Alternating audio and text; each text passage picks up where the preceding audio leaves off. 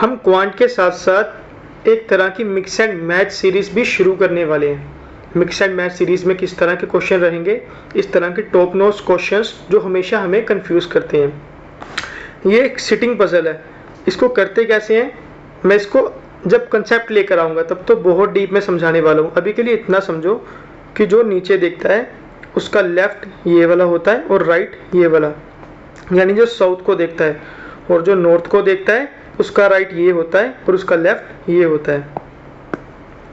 हमें क्वेश्चन किस तरह से करना है, इन्होंने बोला है कि 14 persons are sitting in 2 parallel rows, यानी कि हमारे पास 14 बंदे बैठे हैं 2 पैरेलल रो में। किस किस तरह से, A B C D E F and G R sitting in row 1, यानी 7 पर्सन्स हैं ए टू जी, वो रो 1 में बैठे हैं और वो साउथ की तरफ देख रहे हैं। मतलब कि 1 2 3 4 5 6 7 बंदे बैठे हैं, ए बी सी डी बैठे हैं रो 1 में, इसको रो 1 ले लो, और वो नीचे को देख रहे हैं। उन्होंने कहा है कि P Q R S T U and V, यानी 7% ये भी हो गए, ये रो 2 में बैठे हैं एंड ये नॉर्थ यानी ऊपर को देख रहे हैं। यहाँ तक कोई सवाल आप बोलोगे नहीं। उन्होंने कहा है कि ये जरूरी नहीं है कि जिस तरह से उन्होंने बोला A B C D E F इसी तरह से बैठे हैं, ये किसी भी तरह से बैठ सकते हैं और यहाँ पर बताया जाएगा कि कैसे बैठे हैं। हमें इंस्ट्रक्शंस को फॉलो करना है और आंसर निकालना है कि कौन कौन सा बंदा कहाँ कहाँ बैठा है। इन्होंने बोला है कि G sit to the right of F, A B C D व ई एफ जी वाले जो हैं वो ऊपर बैठे हैं और नीचे को देख रहे हैं। उन्होंने बोला कि एफ के 4th राइट पर जी बैठा है। आप बोलोगे कि अगर हमारा एफ यहाँ पर है तो इसका 4th राइट कहाँ बन जाएगा, 1 2 3 4, यहाँ पर जी बैठा है। आप बोलोगे सर ऐसा भी तो हो सकता है कि हमारा जो एफ है वो यहाँ पर हो और उसका 4th राइट जी यहाँ पर हो। मैंने बोलूँगा बिल्कुल हो सकता है। आप बोलोगे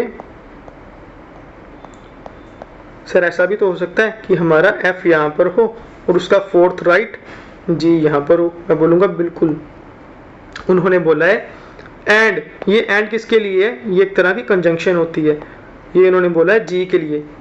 एंड फेसेस द वन, मतलब जी उसको फेस करेगा जो इमीडिएट नेबर, इमीडिएट मतलब बिल्कुल बाजू में, जिसके बिल्कुल बाजू में क्यू होगा। अच्छा जी इसको फेस कर रहा है, इसके बिल्कुल बाजू में क्यू होना चाहिए,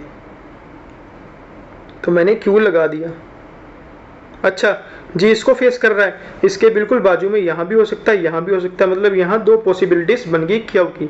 तो मैं साइड पे ऐसे लिख लेता हूँ, यहाँ भी हो सकता है क्यू, यहाँ भी हो सकता है। सिमिलर तरीके से यहाँ भी क्यू हो सकता है और यहाँ भी हो सकता है। आप बोलोगे बिल्कुल सही कहा सर आपने। अब आगे उन्होंने बोला है कि 4 persons sit between S and Q, S और क्यू के बीच में 4 बंदे बैठे हैं। बिटवीन से पता लगेगा कि बीच में 4 हैं। आप बोलोगे 1 2 3 4, 4 बंदे बैठ के अब एस को बिठा दो। अच्छा यहाँ तो क्यू 2 जगह पर है, अगर मैं क्यू यहाँ पर लूँ तो क्या मेरा एस बैठ पाएगा, 1 2 3 4 बंदे तो बैठ गए, पर हमारा एस कहाँ पर जाएगा। आप बोलोगे ऐसे तो नहीं बन सकता, तो क्या करें, मतलब यहाँ पर क्यू नहीं है, हमारा क्यू यहाँ पर है। इसको अच्छे से लिख लेते हैं। अच्छा बीच में 4 पर्सन्स को बिठाना है, 1 2 3 4, अब एस को बिठा दो। सेम यहाँ पर भी होगा, यहाँ पर क्यू बन नहीं सकता क्योंकि अगर बन गया तो 4 पर्सन बैठ नहीं पाएंगे, हमारा क्यू यहाँ पर है। अच्छा बीच में 4 पर्सन्स बिठा दो, 1 2 3 4, अब एस को बिठा दो। Very good. आगे 2 person sit between T and you, T और यू के बीच में 2 बंदे बैठे हैं। अच्छा टी और यू कहाँ पर है मेरे को नहीं पता, इतना पता कि नीचे वाले में आएगा, नीचे वाले में आएगा। उन्होंने कहा है कि T and U, neither T और U sit at any end, T और यू में से कोई भी एंड पर नहीं हो सकता। क्योंकि एंड पर नहीं हो सकता तो जहाँ फिर टी यहाँ पर होगा या यू यहाँ पर होगा, और बीच में 2 बंदे हैं तो जहाँ फिर टी यहाँ पर या फिर यू यहाँ पर। समझ आई। क्योंकि टी और यू एंड पर नहीं हो सकते तो यहाँ पर टी होगा या फिर यू होगा, बीच में 2 पर्सन्स, या फिर यहाँ पर टी होगा या फिर यहाँ पर यू होगा। आप बोलोगे बिल्कुल सही कहा। सेम टी और यू एंड पर नहीं हो सकते तो टी और यू यहाँ पर होंगे या फिर यहाँ पर होंगे। कौन कहाँ पर होगा मुझे नहीं पता, इसलिए मैंने दोनों में संभावना बना दी कि यहाँ पर टी भी हो सकता है, यू भी हो सकता है, या यहाँ भी टी हो सकता है या फिर यू भी हो सकता है। आप बोलोगे बिल्कुल सही कहा। आगे E and A are immediate neighbours, E और ए जो है वो इमीडिएट नेबर्स है, इमीडिएट मतलब एक दूसरे के बगल में है। और B seat third to the left of A, B जो है वो ए के थर्ड लेफ्ट पर है। आप बोलोगे अगर बी यहाँ पर है वो तो ए के थर्ड लेफ्ट पर है, यानी कि फर्स्ट सेकंड थर्ड यहाँ पर हमारा ए होना चाहिए, अगर यहाँ पर या तो यहाँ ई होना चाहिए। आप बोलोगे बिल्कुल सही। ऐसा भी तो हो सकता है बी हमारा यहाँ पर हो, अगर बी यहाँ पर है तो थर्ड लेफ्ट 1 2 3 यहाँ पर ए होना चाहिए, अगर यहाँ पर ए है तो यहाँ ई होना चाहिए। तो इतनी सारी पॉसिबिलिटीज है, क्या करें, इसको बस दिमाग में रखोगे ये कुछ कंडीशन थी ऐसी। अब आगे, V sit immediate left of P, V immediate left of P है, यानी कि पी के बिल्कुल बगल में वी बैठा है, तो हमें दो स्पेसिस इकट्ठी चाहिए। यहाँ पर तो दो स्पेसिस इकट्ठी नहीं है, यहाँ पर है, तो पी के बिल्कुल लेफ्ट में वी को बिठा दो। आप बोलोगे बिल्कुल सही कहा, पी के बिल्कुल लेफ्ट में वी को बिठा दो, पी के बिल्कुल लेफ्ट में वी को बिठा दो। उसके बाद D sit immediate left of the one, D उसके बिल्कुल लेफ्ट में बैठेगा जो पी को फेस करेगा। पी को कौन फेस कर रहा है सर, आप बोलोगे एफ, पी को एफ फेस कर रहा है, उसके बिल्कुल लेफ्ट में डी बैठेगा, तो यहां पर हमारे पास डी की पोजीशन आ गई। पी को कौन फेस कर रहा है, आप बोलोगे ये, इसके बिल्कुल लेफ्ट में डी। पी को कौन फेस कर रहा है, आप बोलोगे ये, इसके बिल्कुल लेफ्ट में डी। इसके आगे R sit to the left of the one who faces C, जिसको सी फेस करेगा और उसके लेफ्ट में, ये मेरे को पता नहीं, अभी इसको होल्ड रखो।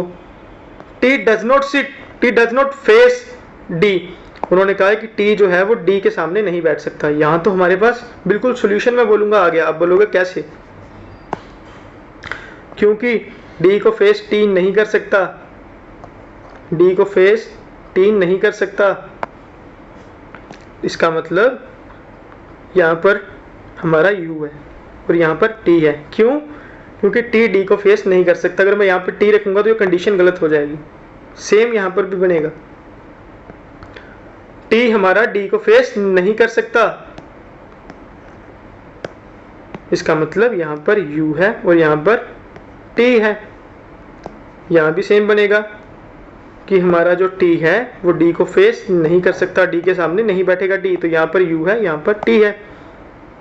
अच्छा, इसका मतलब क्या हो गया, इसका मतलब है कि हमें काफी आंसर स्पष्ट मिल गए। कैसे, आप बोलोगे देखो, यहाँ पर b बैठ सकता था, b बैठ, यहाँ पर तो बना नहीं, या फिर b यहाँ पर बैठ सकता था, तो b को यहाँ बिठा दो। थर्ड लेफ्ट पर है a के, तो गैप ऑफ 2, यहाँ पर हमारा a आ गया, यहाँ पर a आ गया, a के बिल्कुल बगल में e है, तो ए के बिल्कुल बगल में हमने ई बिठा दिया। यहां तक कोई सवाल, आप बोलोगे नहीं। उसके बाद ऊपर वाले में बचा गया ए बी सी डी, सी बच गया, तो ये सी बैठ गया, ऊपर वाली सीरीज कंप्लीट होगी। मैं यहां क्यों नहीं देख रहा, मेरे को यहां पे नजर आ रहा है पोटेंशियल की आंसर बन सकता है। अच्छा, आगे नीचे क्या बचा, नीचे बचा था आर, आर की कंडीशन थी आर उसके लेफ्ट में होगा जो सी को फेस करेगा, जो सी को फेस करेगा उसके बिल्कुल लेफ्ट में आ रही है, तो बिल्कुल कंडीशन सही होगी। इसका मतलब ये हमारा आंसर हो गया। इसको साफ करके लिख लेते हैं, मतलब G C E A F D B S U P V T Q R. तो मुझे उम्मीद है कि इस तरह के क्वेश्चंस को आप चुटकियों में निपटा दोगे।